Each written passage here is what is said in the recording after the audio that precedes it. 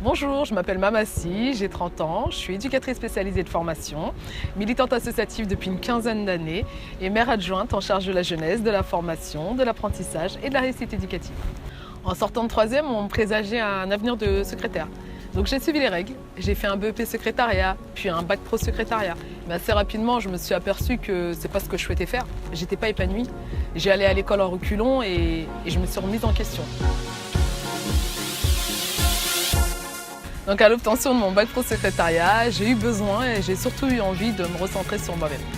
Donc là, j'ai décidé de prendre une année sabbatique qui m'a permis de voyager, de rencontrer des gens extraordinaires. Je me suis orientée au Maghreb, à l'Afrique de l'Ouest.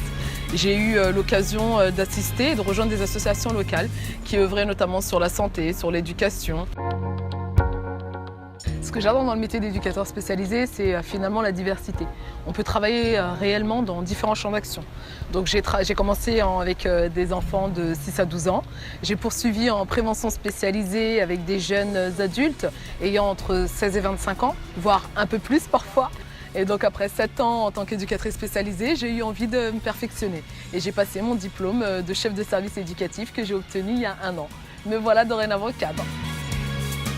Je me rappellerai toute ma vie le jour où Franck Malin m'a reçue et m'a annoncé que je deviendrais mère adjointe à la jeunesse. Il m'a dit « Maman, faire de la politique, ça ne s'apprend pas. Tu l'es ou tu ne l'es pas.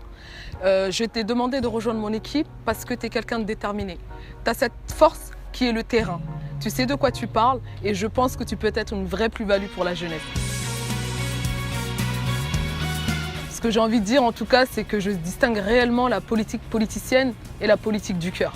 Moi, je fais la politique pour permettre aux concitoyens d'être mieux dans leur vie, de leur apporter justement ce bien-être, cette écoute et parfois des idées qui pourraient changer leur quotidien. Je ne fais pas de la politique pour moi.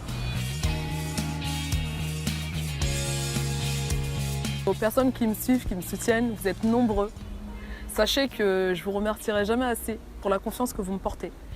Vos mots, vos messages, vos textos, c'est ce qui me permet de continuer. Vous n'avez pas l'impression comme ça, mais c'est mon leitmotiv quotidien. Je vous souhaite à tous et à tous une excellente rentrée scolaire, pleine de projets, d'apprentissage, de réussite, pleine d'amour. Profitez de vos proches.